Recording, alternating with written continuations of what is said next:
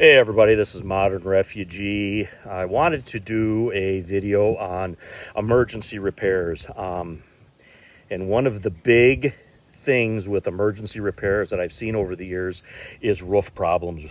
Leaking roofs, branch falls, knocks a hole in a roof, whatever, can cause a lot of problems. Can get water into your home. You know, water goes downhill. If you got a basement, water can get into your basement, and a lot of people keep preps and stuff in their basement. So for me, repairing a roof, doing emergency repair on a roof, it's a big thing. And mom and dad were the same way. They always kept stuff at the farm to fix a roof, repair a roof, maybe shore up a window if a window got broke. And basically the stuff that you need for that is really quite basic, and it's simple to keep around. And the first thing that mom and dad always had at the old farm was at least 1 gallon can of patching tar. This is just a roof tar, wet, dry roof tar. You could put this on if the roof's wet, if it's dry, whatever. And you would spread this on if there would be a crack in a valley, or if you had a bad shingle somewhere, you had a leak in a specific spot. And something when it comes to leaks in roofs, typically a leak is going to start where something went through the roof, where there's already a hole in a roof, a skylight, a vent, where a chimney is. These are the things that are going to leak.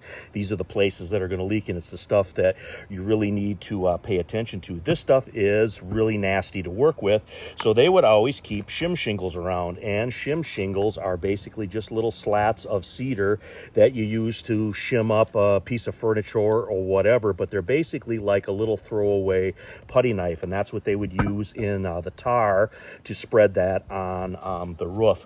A couple other things. Mom and dad would always keep a large roll of some type of heavy plastic along, and they would either usually buy it at the co-op or the local hardware store, and they would keep this heavy plastic to make a makeshift window to seal something up if a crack got into a window or a pane was going to fall out. They would use that. And then the other thing are tarps.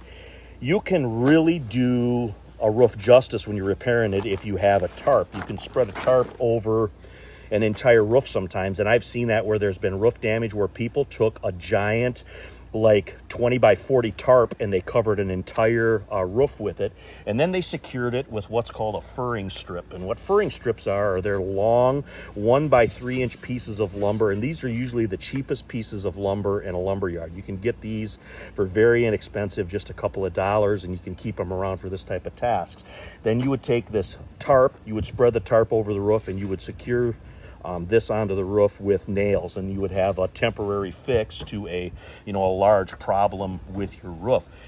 So, a gallon of patching tar or 2 gallons of patching tar, some shim shingles, a roll of heavy plastic, a couple of big enough tarps to cover a large section of your roof, a few furring strips, and then of course some nails to secure that, both roofing nails and some larger nails if you have quite a few layers of shingles on roof. One other thing that I want to mention about the tar: this tar does not like to be frozen, and it can go bad on you if it is frozen. So this is something that I recommend that people keep in like a basement or something where it's just cool and dry and out of the way. But I'll tell you what, these few things here that are simple and inexpensive can really save your butt if you've got a leak, if you got a hole in a roof, if a storm or something blows through.